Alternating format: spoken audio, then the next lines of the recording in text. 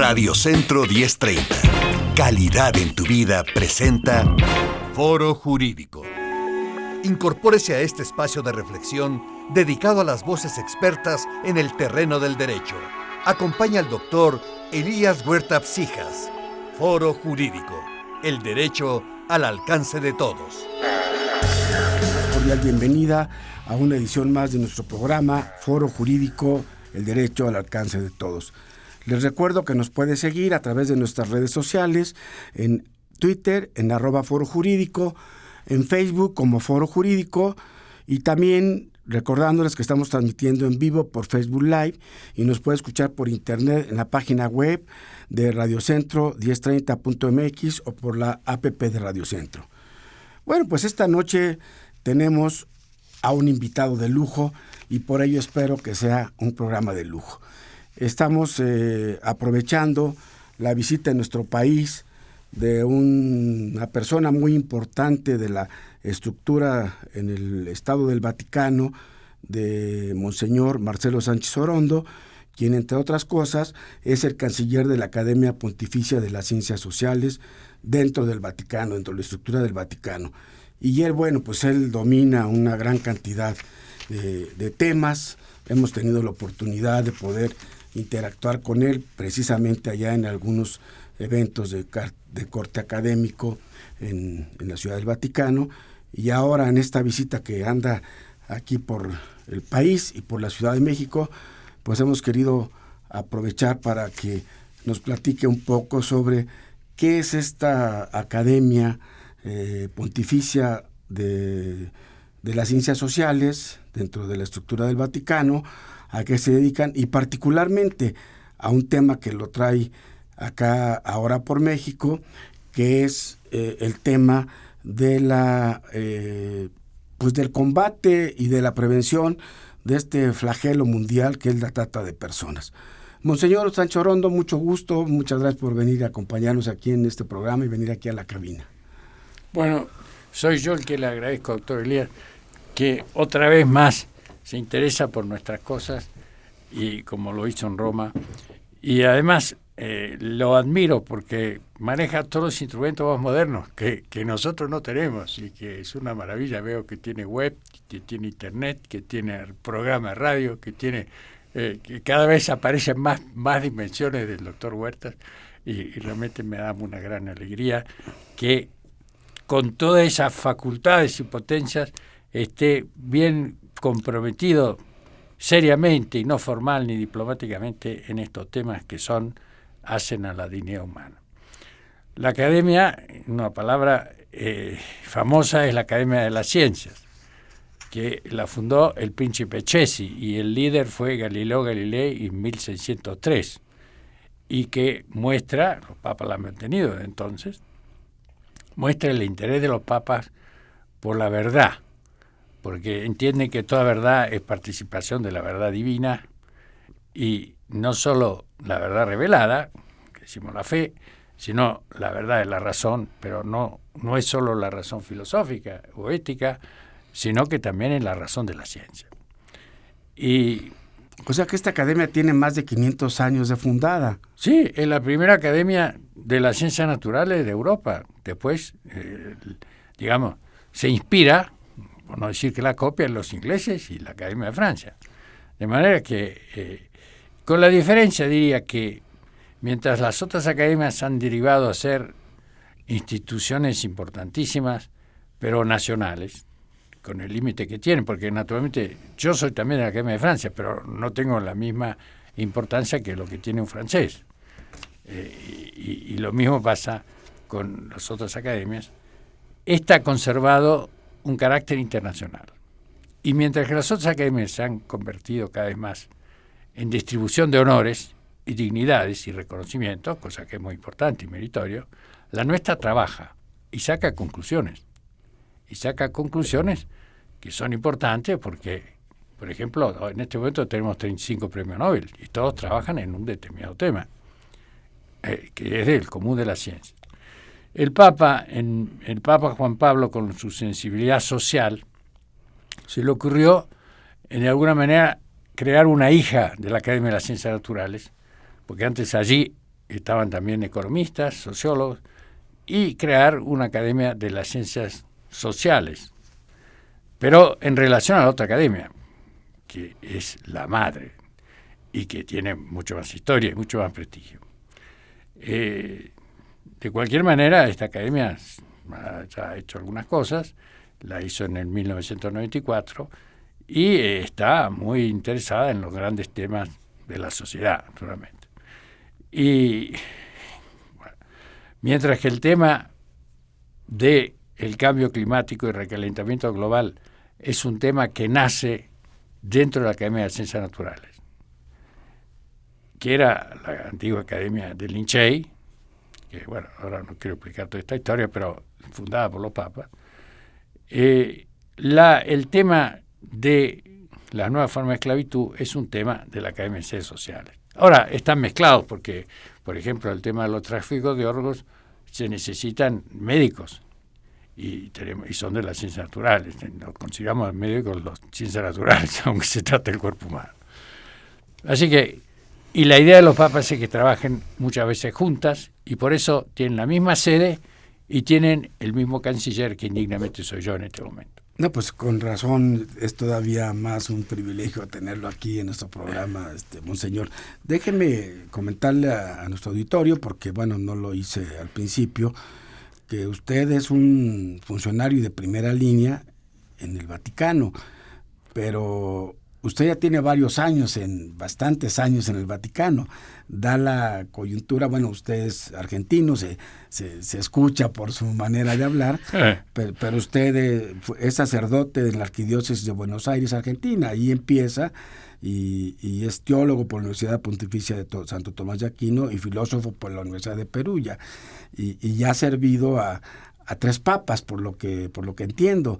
Entonces, aunque hoy es la coyuntura de que tenemos al Papa Francisco, que es argentino, pero usted ya estaba en el Vaticano cuando llegó el Papa Francisco, es así, ¿verdad? Es así, en el Vaticano uno va de sorpresa en sorpresa.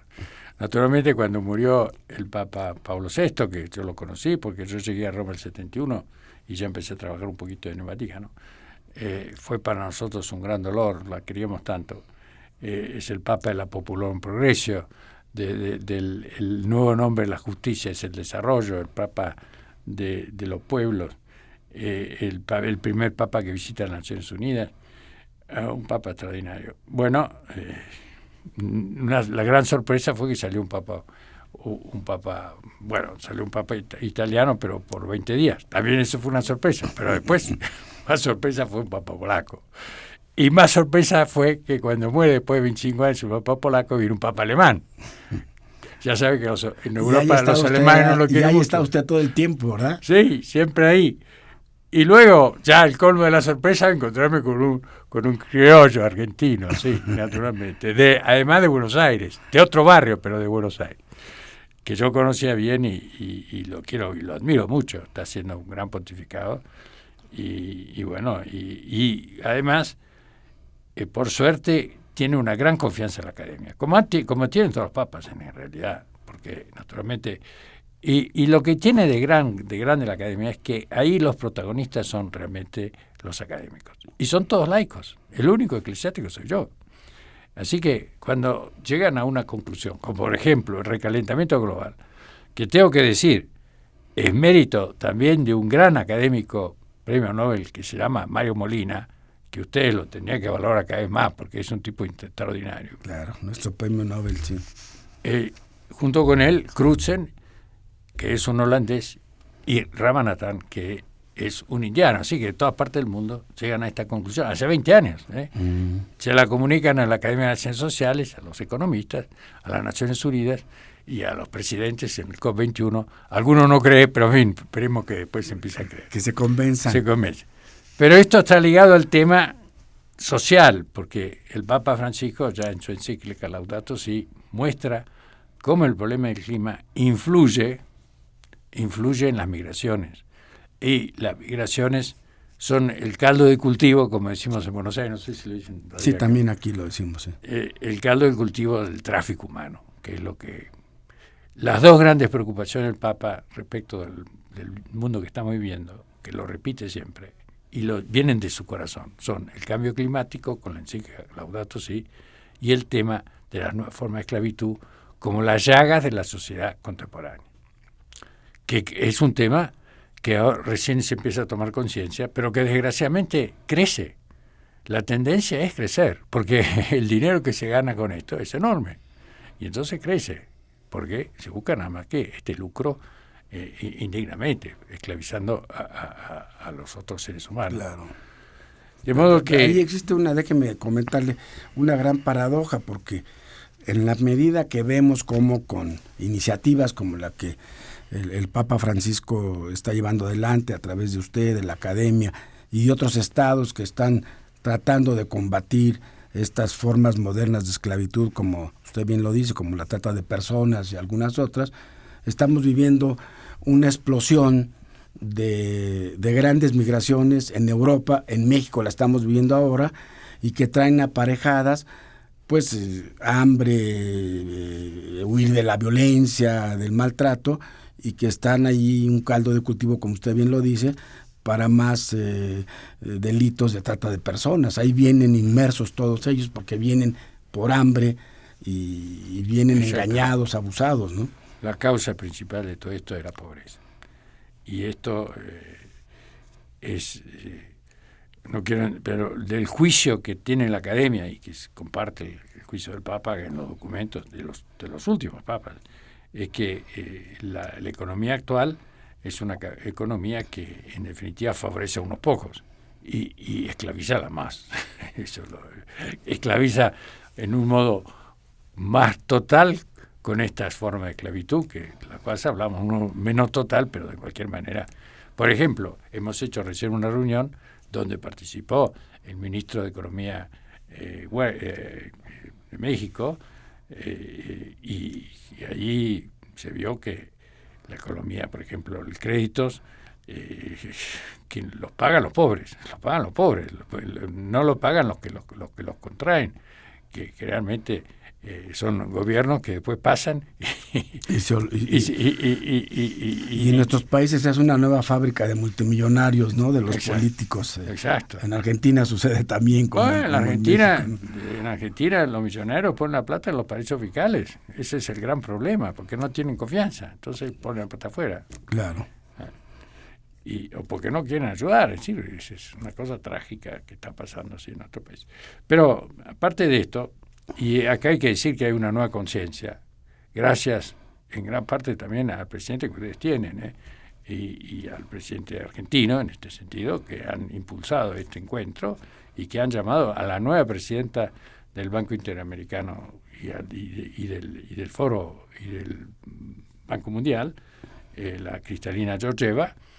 Ahí se ha planteado muy bien todas estas cosas. El Papa ha hablado de estructura de pecado y dice, esta no es mi fórmula, es la fórmula de Juan Pablo II, estructura de pecado. Estas estructuras beneméritas, como los gobiernos, como los bancos, creadas incluso muchas de ellas por la Iglesia, como los Montes de Piedad, etcétera, pueden corromperse y ser una estructura de pecado, en provecho de pocos. Pero en fin, hablemos del tema. Monseñor, es muy interesante pues la introducción que nos da sobre la importancia que tiene la academia, de la que usted ahora como canciller pues es responsable de estos trabajos, y a mí me ha llamado mucho la atención, bueno, ahora que usted está participando aquí en nuestro país en estos encuentros sobre la visión global del delito de trata de personas, al lado de algún también especialista de Francia, que algo nos comentará un poco más adelante por este punto interesante que ha sido recientemente la permisión legal de sancionar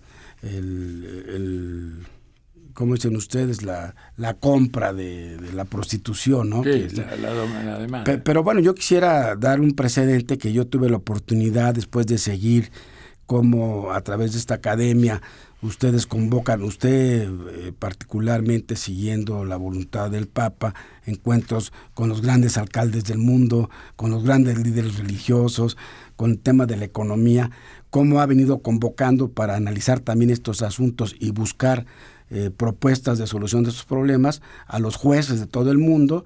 Y a mí me tocó ser invitado por usted en el 2016 a esta importante cumbre de jueces sobre trata de personas y crimen organizado que organizaron allí en el Vaticano y en el que asistimos representantes de más de 50 países, la mayoría jueces, fiscales, presidentes de tribunales, para, bajo el impulso del Papa y de ustedes, pues plantear este problema, llevar a que se planteara, y se convirtió en un parteaguas a través de una memoria en la que tuve la oportunidad de participar, que es lo que ha venido, y yo he visto después cómo convocó también a la cumbre de juezas, donde participaron 2 ministras mexicanas, y ya ha seguido y no ha parado, y el año pasado estuvimos ahí también para esta cumbre de panamericana de jueces sobre los derechos sociales, y bueno, y ahora que está en México, pues ahora nos está parando el coronavirus. ¿A qué ha venido a México?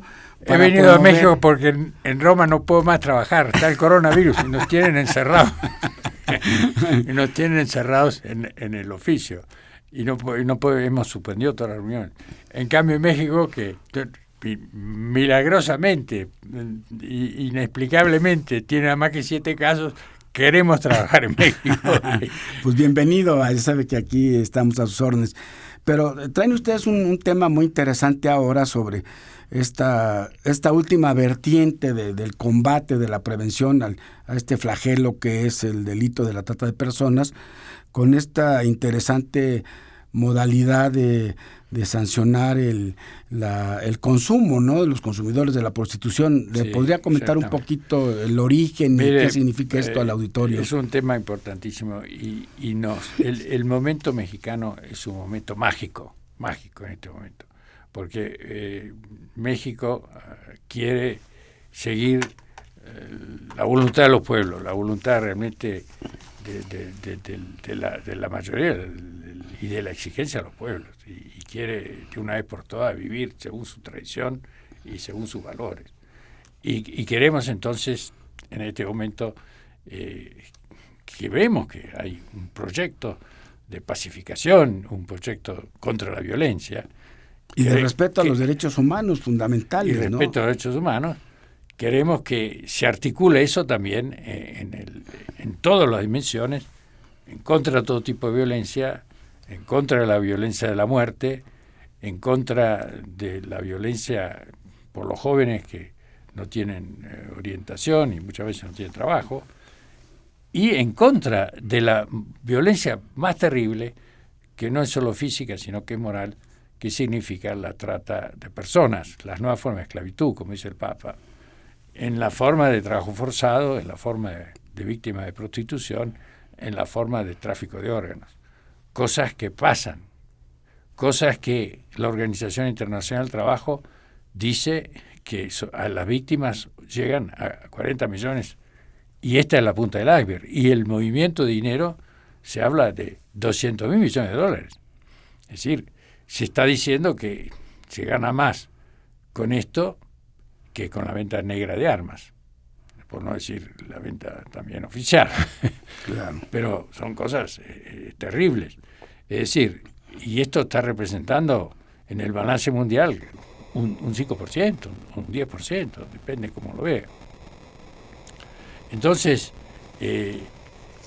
la misma Organización Mundial del Trabajo dice que la mayor parte de víctimas son del trabajo forzado, que son niños que trabajan, horas de trabajo que son realmente de esclavos, formas de trabajo que son de esclavos, ambiente de trabajo y queremos, eso hay que cambiarlo.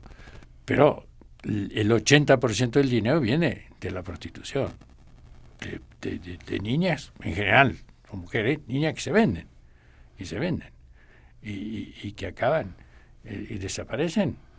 Bueno, en todas partes. Y antes era más bien los países pobres, los países ricos, pero ahora es dentro mismo de las capitales. En Inglaterra, el año pasado hubo un escándalo porque 2.000 niñas desaparecieron de un barrio y aparecieron en otro barrio. Y como había algo de cosa religiosa, musulmán, la policía no se quería meter. Pero cuando se metió, destapó una olla terrible, trágica. Es decir, digo, empieza a haber conciencia del problema, pero la tendencia no la hemos cambiado, la tenemos que cambiar. Y tenemos esperanza que eso empiece en México, en el mundo latino. Ha empezado en Suecia y ahí está el tema que usted quería tratar desde el punto de vista de la prostitución. Creemos que hay dos momentos, como ha dicho usted. Uno es el preventivo, y esto es la ley. La ley tiene que indicarnos un proyecto de felicidad. El hombre está hecho la felicidad. Los jueces, y aquí estamos en el ambiente jurídico, tienen que aplicar eso concretamente, sobre la base de la ley. Pero es muy necesario que haya leyes que se fundan en la dignidad humana. Y curiosamente, los suecos, y nosotros conocemos la canciller que inventó esta ley, que se llama Anna Schecker, han descubierto la vuelta que era increíble. Es decir, que el principal responsable de esto es el que crea el mercado, la demanda. Es el consumidor el de consumidor. Y ese, en la historia, siempre estaba desapercibido y nunca nadie estaba oculto. Entonces estos han mostrado, atención, no agarremos como criminal a la víctima, como dicen casi todas nuestras constituciones, empiezo por la Argentina, sino que el verdadero criminal es el que causa el problema, que es el consumidor. O sea que este lema de que la prostitución es la actividad comercial más antigua de la humanidad es un sofisma, ¿no? No, es la verdad, pero la humanidad se tiene que ir humanizando. Claro. Y antes la podía tolerar, pero ahora la mujer tiene una nueva conciencia de su propia dignidad y no puede soportar esta discriminación que significa. Mire, y esto, el primero que lo vio desde el punto de vista de nuestra parte del magisterio de la Iglesia fue el Papa Benedicto, en Alemania, donde en un viaje de un éxito enorme, volviendo, recibió al nuevo embajador ante la Santa Sede alemán y le dijo: yo no tengo palabras para agradecer al Estado alemán por este viaje, pero por todo lo que ha hecho para la religión, porque permite la religión en las escuelas, permite la facultad de teología en las universidades del Estado, pagado, etcétera. Yo soy uno de esos, etcétera, porque era profesor de las universidades del Estado. Pero tengo que decir que vengo escandalizado, esta es la palabra que usa, de lo que es la pornografía en Internet. Usted no sabe lo que significa, ese es otro mundo del cual no hemos hablado, pero lo que hay de vídeos y fotografías de niños y que queda para toda la vida, en cierto modo es peor que la real, porque eso queda. Bueno, pero sobre todo dice, no entiendo la discriminación de la mujer que significa la prostitución. No puedo entender. En mi país, porque es una de las peores propuestas, la alemana y la austríaca, que hablan del derecho al trabajo sexual, o sea, a liberar el trabajo sexual. Y claro, como todavía esos países tienen una moralidad, porque normalmente para cualquier trabajo, todos los países, si lo reconocen como trabajo, tienen que poner una facultad. Ahora, no hay una facultad de cómo hacer sexo, porque claro. Entonces, ¿qué pasa? Eso queda en las manos de los traficantes. Incluso porque las mismas víctimas no quieren pagar las tasas, entonces no lo hacen públicamente. Y entonces, realmente, ahora mismo en Alemania, ojalá gracias al Papa, pero están empezando a repensar lo mismo que en Inglaterra, lo mismo que todo este país. Platíquenos de la ley francesa, esta que ahora abiertamente pues está criminalizando, penalizando al consumidor de prostitución. La ley francesa para mí es muy importante para nosotros, porque Francia, lo queramos o no, está en nuestro código genético, como americanos, porque los americanos del norte, acuérdense que los ejércitos franceses peleaban con Washington contra los ingleses. Sí. Así que Francia, y toda nuestra decolonización, como llaman ahora, está hecha con el ideal de la Revolución Francesa. Claro. Libertad, igualdad, fraternidad. Claro. Ahora bien, los grandes estados democráticos contemporáneos vienen de ahí. Claro, venimos de ahí. Ahora, que Francia, con el presidente Hollande, que reivindicaba estos valores de la Revolución, y que en su vida privada sabemos que no era, digamos, en fin, no quiero acá entrar, pero evidentemente no era uno que seguía la virtud cristiana desde el punto de vista de lo que decimos la doctrina social de la Iglesia en estos temas, matrimonio. ya sabe que lo encontraron andando con una motocicleta acá y allá, etc. Bueno, que él, contra las presiones de los poderes fuertes, haya puesto esta ley, que dice que hay que castigar, penalizar al consumidor y no a la víctima, y que además diga que el dinero para vigilar todo eso tiene que venir de la incautación de los bienes de los traficantes y de los que hacen la estructura, y de los consumidores, porque además pone una boleta enorme y aparece como una cosa penal. Y lo tiene que justificar en su trabajo, tiene que justificarlo en su familia, qué es lo que pasó. Bueno, ha disminuido completamente la prostitución. En Suecia, en todos los países que la aplican.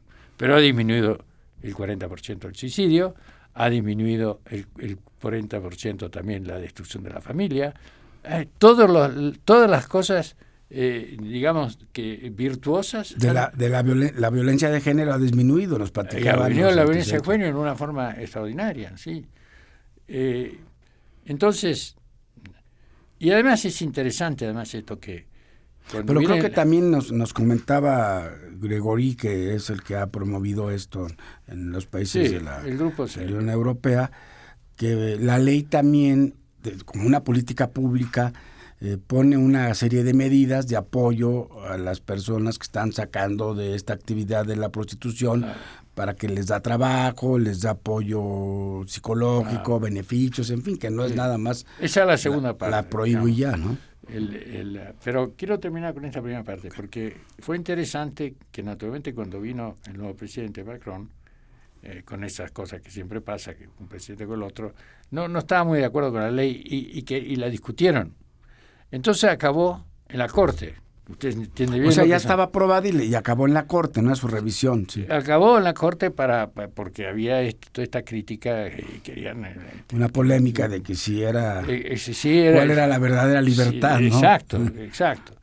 Y entonces la Corte legisla y ahí aparecen elementos nuevos teóricos de por qué esto pasa, porque naturalmente en Suecia no aparecen estos elementos. En cambio, los franceses, que tienen esta virtud, la Corte dice, el comercio es bueno y es necesario, la sociedad no puede andar sin comercio, pero el comercio con el cuerpo no. El cuerpo, la dignidad del cuerpo humano está sobre el comercio. Y esto vale sea para el trabajo forzado, que también se hace con el cuerpo, y tiene que respetarse la ley del cuerpo. Vale para el sexo, no se puede vender el cuerpo. Vale para los órganos. Y incluso ahora la quieren aplicar para la gestación subrogada, no sé bien cómo se llama en México, que es un problema muy europeo, aquí hay un poco menos. Pero también ya estamos caminando hacia allá, ¿no? Y se funda esto, nada menos que en una resolución de hace más de 40 años, respecto de los enanos, que los enanos querían tener toda libertad de hacer cualquier cosa en los teatros, etcétera, pero habían cosas que eran indignas respecto al cuerpo humano. Y entonces la Corte dice, no, los enanos hay ciertas cosas que no lo pueden hacer porque hay que respetar el cuerpo humano. Y si recuperan este argumento y sacan esta sentencia. O sea, primero la dignidad de la persona. Primero la dignidad del cuerpo de la persona. No es la dignidad de la persona que está muerta ahí, está en el cielo, no, la dignidad del cuerpo. Esto me parece que es una cosa extraordinaria. Hoy que el cuerpo aparece por todas partes, la figura para la propaganda, para todo, fíjese, los cuerpos de las mujeres como los usan para cualquier cosa. Sí, pero eso tiene su dignidad y hay que respetarla. Y habría que usarlo también para la publicidad, habría que usarlo. Pero en fin, esa es otra. Pero quiero decir, a mí me parece que esto, como aplicación de los principios de la Revolución Francesa, igualdad, fraternidad, libertad, y que son los principios del Evangelio, porque acá el que trajo la igualdad es Cristo, digamos la verdad. Antes Aristóteles, que yo tengo una gran admiración y que lo cito siempre cuando puedo, consideraba que los esclavos eran convenientes, porque algunas personas no eran capaces de guiarse por sí solas, convenía que fueran esclavos que las guíen otros, ¿no? Es decir, esto es un concepto que viene solo con Cristo. Como dice nada menos que Hegel y otros filósofos que no son católicos, quiero decir, esto es una cosa reconocida universalmente. El mensaje de Cristo, que todos los hombres tienen la misma relación con Dios, hace que todos los hombres sean iguales. Y esto está en el centro del Evangelio. A mí me parece que, por eso digo, que es una cosa extraordinaria y sería mi gran aspiración que México, en esta nueva proyecto que quiere dar a la humanidad, este nuevo modelo, y respetando la dignidad del hombre, que ha reivindicado siempre la historia mexicana, también hoy pueda lucir una aplicación a modo mexicano de esta ley que puede iluminar a toda América, sea del norte que del sur. Está muy interesante. Le recuerdo a nuestro auditorio que estamos charlando con el obispo Marcelo Sánchez Orondo, canciller de la Academia Pontificia de las Ciencias Sociales o de las Ciencias. Bueno, de las ciencias son dos. De las Ciencias y la Academia Pontificia de las Las ciencias tiene 400 años, las otras tiene apenas del 94, así que... muy bien. Pero bueno, el tema es que en usted se concentran estas dos grandes actividades. Bueno, pues qué interesante esto ahora con este viaje, entiendo, y ahorita nos lo acaba un poco de reafirmar, que sería mi siguiente pregunta. Usted, entiendo, ha estado platicando y seguirá platicando con algunos legisladores mexicanos del Senado, de la Cámara de Diputados, con algunos altos funcionarios vinculados con estos temas, con la fiscal general de la Ciudad de México, con el presidente del Tribunal de Justicia, en fin. Y es un poco el mensaje, convencerlos de por qué debemos de caminar en México hacia allá. No, ellos, digamos, estamos en... el espíritu es ese. La gran preocupación en este momento es el problema de la violencia. Es el problema de la violencia. Es una violencia que puede ser total, es decir, gente que está alquilada para matar a otro, y pasa. Y son estos chicos. Nosotros, hoy estoy asustado, vengo el tráfico que había, porque agarraron un grupo de chicos que estaban ahí tirados en la calle, porque no sé, quisieron asaltar. No sabemos bien la causa, porque no lo decía el que nos traía en el auto. Pero en fin, que estos jóvenes, que eran todos jovencitos, que acaban haciendo estas cosas que de violencia terrible, así como matan y otra cosa. Ahora, esta violencia tiene una forma terrible en la nueva forma de esclavitud, tiene una forma terrible. Entonces, hacer hoy la paz, hacer hoy la reconciliación, hacer hoy el diálogo, la cultura del encuentro que dice el Papa Francisco, la cultura de la paz y de ir contra la violencia, es respetar la dignidad de cada persona y respetar su libertad y respetar su propia decisión. Lo otro es violencia o total o parcial, pero siempre es violencia. Yo creo que está en el proyecto mexicano y sería extraordinario. Y sí, algún legislador nos dijo, ¿por qué ahora no aprovechan y no hacen un foro, no hacen un encuentro aquí mismo en México de legisladores? Algo parecido a lo que hicimos con los economistas, pero en este caso no en Roma, porque Roma está ahora... Sí, está cerrada. Está cerrada. Sí. Pero, por ejemplo, sí, hacerlo aquí, con algunos, por ejemplo, legisladores de Latinoamérica o con argentinos o con que estén interesados en este tema, que es un tema que es transversal para toda América. Por ejemplo, este tema de intentar que se copie un poco, se tomen los principios que están en la ley esta francesa, que además, como usted bien decía, pues ya en los países escandinavos, creo que en Canadá también Canadá ya la tiene. Existe de sancionar o penalizar a los consumidores de la prostitución. En Argentina hay algo ya se está moviendo, hay mucha denuncia, pero no digamos, todavía no está la ley para nada. No hay ningún otro país Latinoamérica, ni Estados Unidos tampoco. Así que, digamos, sería además en eso una novedad importante. Ahora, esto se inscribiría entre los esfuerzos que ustedes han venido direccionando desde el Vaticano, desde la voluntad del Papa Francisco y de la propia academia de la que usted dirige, sobre este gran encuentro o encuentros que ha habido sobre combatir, prevenir la trata de personas que de alguna manera están vinculados. Acabamos, como usted bien lo sabe, pasar en México por estos grandes acontecimientos también inéditos que serán un parteaguas como la marcha esta de las mujeres y que veíamos ahí todo tipo de consignas y a mí me llamó la atención que yo veía muy pocas sobre este fenómeno de la trata de personas, quizá porque se generalizó en la violencia, en la discriminación, en la desigualdad que hay en general contra la mujer, pero me parece que es un momento también muy oportuno y que van de la mano. Sí, sin duda. Creo que la reivindicación principal que tiene que hacer la mujer es que ella tiene dignidad completa, completa, y que no puede ser. Es decir, contra toda forma de discriminación, pero sobre todo esta discriminación de su propio cuerpo, que es la discriminación más radical.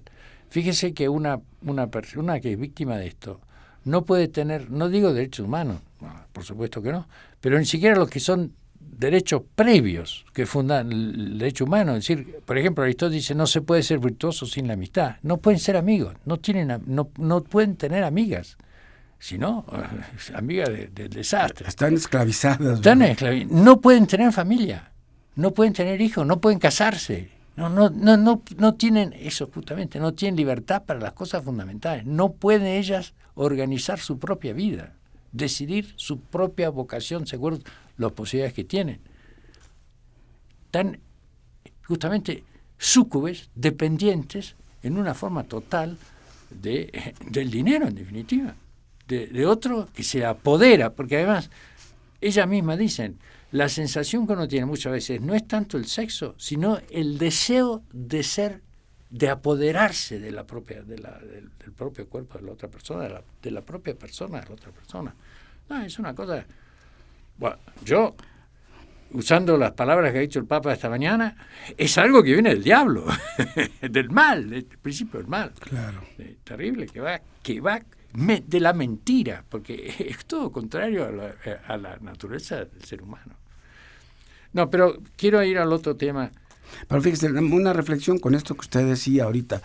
Es muy paradójico que estamos hablando, según las cifras oficiales de quien le da seguimiento a esto, de la tercera actividad ilícita más lucrativa en el mundo, que tienen vueltas, como usted dice, es apenas la cifra de la punta del iceberg a 45 millones de personas, que genera 150 mil millones de dólares de ganancia, y que quien hace que se genere esta riqueza acaban como piltrafas humanas, en feminicidios, en la miseria, sí. En fin, es paradójico, ¿no? Que dije, bueno, está bien, usaste mi cuerpo, tú, tercero, como se dice, una palabra muy dura para los padrotes que las están prostituyendo, y al final de cuentas, bueno, pues te beneficiaste, tienes una cierta posición económica. No, acaban como unas piltrafas humanas, no es una, sí. Como usted dice, no es un tema del diablo, ¿verdad? Porque nada más unos cuantos se benefician de ese comercio. Y algunos se convierten, ¿no? Algunos se convierten también, habría que ir también a ocuparse de esto. Pero, en fin. Pero mire, aquí hay un tema que también yo quisiera tomar una reflexión de su discurso de introducción a esta cumbre importante, en aquella ocasión que estuvimos ahí reunidos en el Vaticano, que usted fue el que organizó y encaminó todo este trabajo de tantos jueces, y que decía, bueno, también paradójicamente o lamentablemente es una actividad que se hace clandestinamente, con el consentimiento de los grandes líderes estatales que la están viendo a un lado y la dejan pasar y no hacen nada más que voltear la cara, ¿no? O sea, parece que no se hace nada. Es peor. Hay naciones, no quiero nombrarlas, pero las más importantes, que lo ponen como entrada positiva en el balance.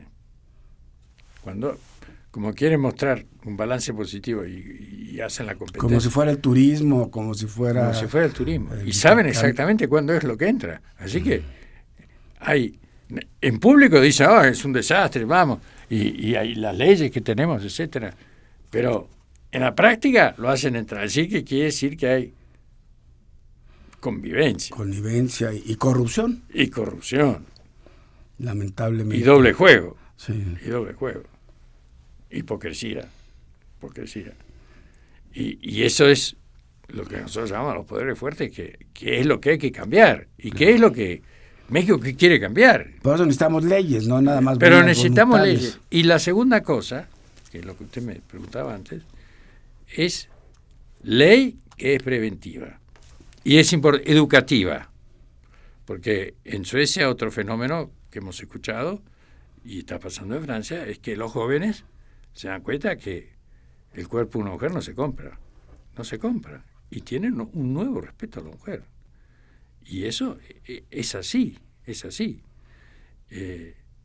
O sea, va contra esta palabra que no tiene traducción en ninguna otra lengua, contra el machismo que tenemos nosotros. Es un machismo que viene de los siglos en la humanidad, pero es un machismo que no solo viene de la evolución del Occidente y de España y de los conquistadores, etc., sino que también lo tenían los pueblos de aquí, los pueblos ancestrales, los pueblos indígenas. Claro. Y nosotros cuando hemos tenido reuniones en la academia, le preguntaba a usted qué piensa la mujer, y ellos ahí ya se empiezan a asustar. Porque entonces es la misma concepción ancestral. Es la misma concepción ancestral. O sea que, pero quería decir esto, por eso cuando los papas dicen que es un crimen de lesa humanidad, como se dice en español, creo que el mexicano también dice, ¿no? Sí. ¿Por qué lo dicen? Y ahí va el tema de las víctimas. Porque cuando se trata de un crimen no hay proscripción. Uno puede agarrar a los criminales en todo momento. Aunque pasen 20 años, 50 años, los otros crímenes graves pasa un tiempo, se proscribe. Este no. Segundo, el Estado es responsable de los crímenes de lesa humanidad que se hacen en su jurisdicción. Entonces el Estado se tiene que ocupar de las víctimas que él ha permitido, por lo menos, si no colaborado. Y entonces tiene que ocuparse también de a esas víctimas, darles una solución y reinsertarlas en la sociedad. Y este trabajo es un trabajo que en México, por eso yo tengo tanta esperanza, en México tiene el mejor protocolo. Yo he recorrido el mundo entero y no hay ningún protocolo tan bueno como el que tiene una activista muy importante, que yo le reconozco todo mérito, que es Rosy Orozco. Y quiero decir, no lo digo aquí por estar en México, lo he dicho en Suecia y lo he dicho en todas partes. Yo he conocido, usted sabe que la Iglesia siempre ha tenido, sobre todo mujeres religiosas extraordinarias, por ejemplo las Magdalenas en Francia y otras, que se han ocupado de este fenómeno y de las víctimas. Pero ¿qué es lo que pasa? Que como son religiosas justamente, y por suerte, no son gente del mundo, no conoce cómo se mueve el mundo, no lo conocen completamente, lo conocen un poco, pero no tanto, y no saben acudir a este gobernador o acudir a este presidente o acudir a este rico que me puede ayudar en esto. Y entonces, hablar con los legisladores que hacen las leyes, o los legisladores que hacen las leyes, ir a los medios, y criticar y exacto, pedir, claro. Y entonces, ¿qué pasa? Muchas de ellas tienen una nueva estructura psicoética gracias a haber estado en contacto con las religiosas, pero cuando salen reinciden. En cambio, si uno les da, y junto a la estructura psicoética les da una posibilidad concreta, porque en el fondo, ¿cuál ha sido el origen? No es que lo han elegido, han sido víctimas, justamente. Claro.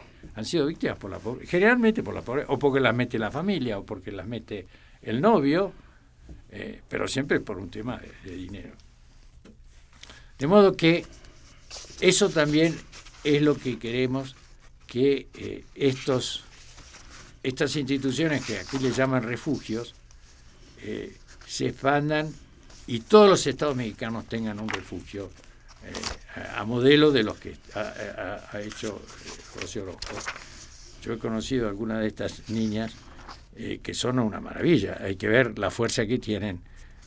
No solo son bellísimas, sino que también psicológicamente son riquísimas y tienen unas potencialidades enormes que, dándole los títulos que corresponden, la están utilizando para el bien de la sociedad. Y eso sí, la verdad es que yo comparto con usted este comentario positivo y este reconocimiento a la labor que hace Rosy Orozco como presidenta de esta organización sin fines de lucro, al contrario, con bastantes necesidades, como es la Comisión Unidos contra la Trata. que preside afortunadamente Rocio Orozco. Inclusive personalmente yo me ocupo de algunas asesorías, de algún apoyo jurídico con esta organización, y es muy loable el trabajo que hace, precisamente pues más allá de temas de prevención, ahora pues buscando los apoyos económicos para estos refugios. Y como ella lo ha dicho, no obstante que esta ley, de la cual ella también es impulsora, pionera, una ley modelo para América Latina y para muchos países del mundo, como es esta ley general para combatir la trata, en fin, que usted también la conoce bien y sabe que es un modelo importante, establece la obligación de los gobiernos de los estados de tener cuando menos un refugio. Y ella se queja con toda razón de que nada más hay 7 refugios, que ella siempre está atenta, impulsa, y que deberíamos de tener 32. Y entonces tenemos ahí algunas historias muy lamentables de personas que son rescatadas, de muchachas, niñas, y que por no tener una atención debida, por no tener un refugio, acaban al rato siendo una estadística más de un feminicidio porque no se les atiende como debe de ser. Así y regresan a una vida a esta vida infrahumana de infierno, ¿no? Entonces sí es una labor importante que habría que también legislar. Está legislado de hecho, pero no se cumple. Claro, bueno, eso es. Esperemos que esta voluntad cada vez... Yo por eso creo que lo que es muy importante en encuentros como este, concientizar a la gente, concientizar. Incluso a los hombres, porque un hombre cuando va y busca una satisfacción sexual, no se da cuenta de muchas veces ni se da cuenta de lo que significa todo eso, de las implicaciones, que tiene la mujer, porque está ahí, parece como fuera una cosa normal, y sin embargo es justamente una persona que es víctima de una esclavitud, que es víctima de tantas cosas. Y claro, si los hombres empezaran a entender lo que es el problema, como pasa con esta ley en Suecia, cambian porque se dan cuenta, bueno, no, esto es decir, que por un placer estoy estropeando, tanto mi familia, pero además la otra mujer y toda una estructura social. Estoy colaborando con el suicidio, estoy colaborando con la desgracia, estoy colaborando con la infelicidad de la gente. Sí, sin duda que este fenómeno, monseñor, de hablar, sobre todo en México, un país, como usted bien lo dice, pues machista y con estos temas de los niveles tan bajos que tenemos. Esto es América Latina, no digo solo México. Hablar de criminalizar, de penalizar a los consumidores de prostitución, pues parece escandaloso, pero tenemos que empezar ya por algún lado, porque son nuevos tiempos, nuevas tendencias, hoy las redes sociales, bueno, yo creo que no tenemos más de 20 años como país inmersos en esta vía del respeto a los derechos humanos. Apenas la gran reforma que tuvimos en México fue apenas en el 2011, donde se introdujo la obligación de respetar y velar y promover el respeto a los derechos humanos, todos, ¿no? Desde la Constitución, y todavía parece ser que es como un ideal a seguir, ¿no? Bueno, el mundo entero esto. Pero es esta corriente, ¿no? Sí, de la nueva concepción, ahora de la lucha por la igualdad, por la equidad, por la paridad de género, que ahora no solamente ya está en la Constitución mexicana, no solamente la obligación de respetar en condiciones de igualdad a las mujeres, sino que en todos los niveles de gobierno, federal, local y municipal, en los 3 poderes, debemos de tener 50% de hombres y 50% de mujeres funcionarias, legisladoras, regidoras. Yo seguro que si ponen juezas, lo va a tener. Bueno, y ahí yo tengo una admiración por las juezas. Tenemos que caminar.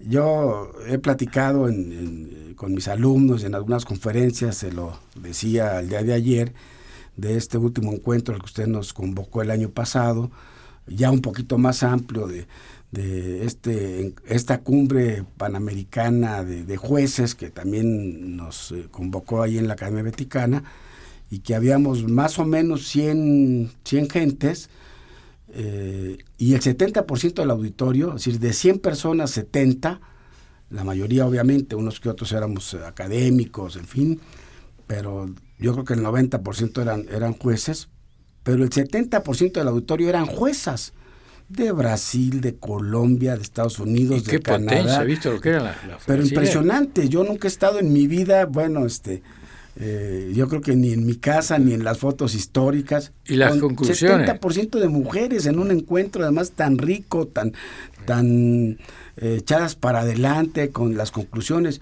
Que eso me gusta mucho de los encuentros que ustedes organizan como Academia Pontificia, que siempre hay conclusión y proyecto para seguir adelante. Verdad, sí. Yo quisiera, monseñor, agradeciéndole que nos haya venido a platicar sobre estos temas tan importantes. Pero todavía no le he hablado de otro. Bueno, pues adelante, tenemos más o menos 5 minutos Sí, para que sobre la marcha vaya usted porque concluyendo. No quiero que sea solo que esto, como decía, de los tres de los cuales habla el Papa, porque la de los vientres alquilados, todavía los papas no han dicho nada. Y probablemente sí es una forma de esclavitud, pero en fin, todavía no lo han dicho. Así que nosotros estamos en estos tres. El otro, que no hemos tocado el tema, es la venta de órganos, y este es un problema serísimo. Y esto sí que no están incluidos en esos millones ni de personas ni en millones de dinero. Porque es otro rubro. Y están más clandestinos y ocultos que... Están más clandestinos y ocultos. Y los órganos se venden en Internet y se va de $500,000 a 2 millones. Y si a uno que no necesariamente millonario le dice, mire, si usted no cambia el órgano, se muere, o tiene que hacerse la diálisis todos los días, y tiene que hacer la cola en el hospital, y tiene que hacer esto y lo otro, prefiere morirse.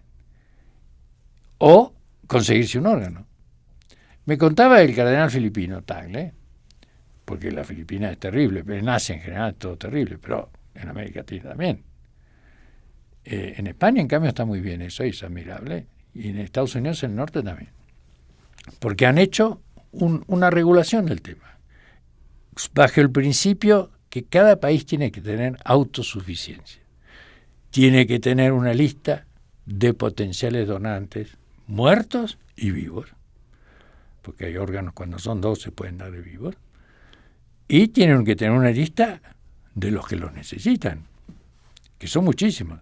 Y sobre todo se tiene que promover la donación de órganos, y ahí también entran las religiones, que en la religión nuestra, cristiana, dar la vida es la forma máxima.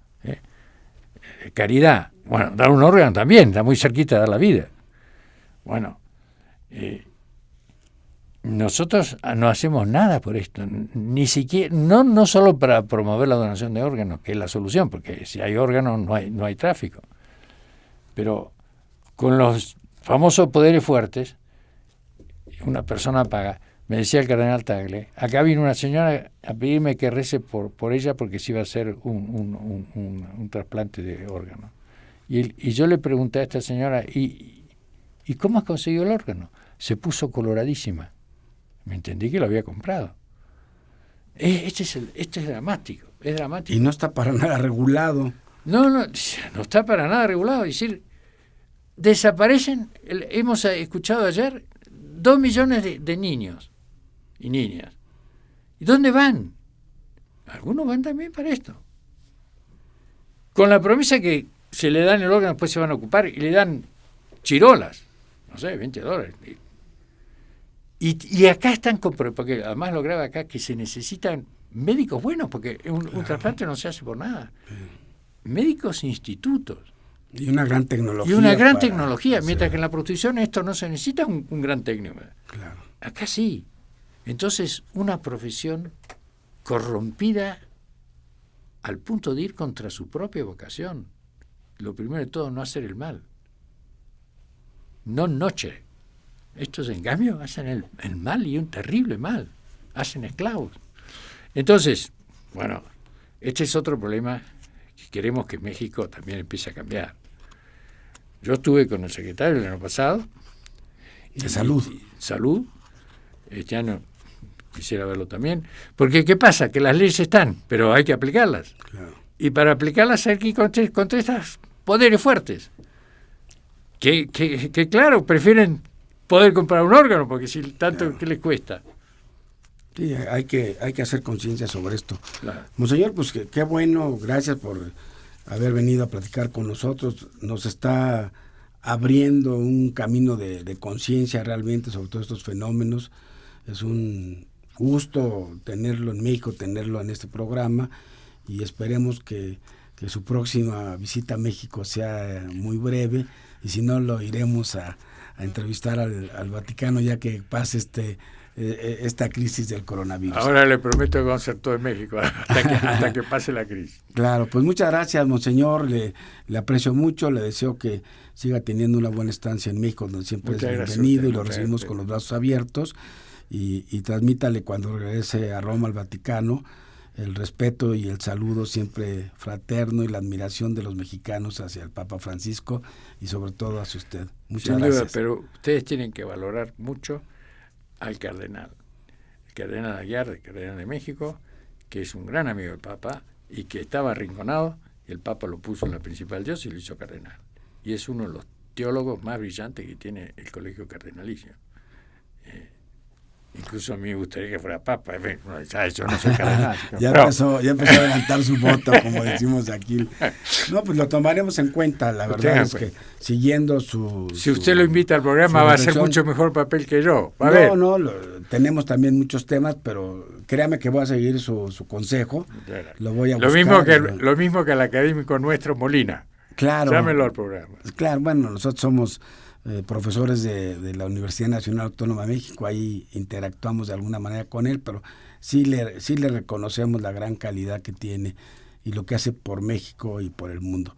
Pues, monseñor, muchas gracias, no me resta más que reiterarle nuestro agradecimiento, desearle un feliz retorno a la Bella Italia, y terminar el programa agradeciendo sobre todo a los radioescuchas que nos sintonizaron esta noche, y los invito para que el próximo miércoles a partir de las 9 de la noche escuchen nuestra siguiente edición de Foro Jurídico, el derecho al alcance de todos. Buenas noches, se despide de ustedes su amigo Elías Huerta.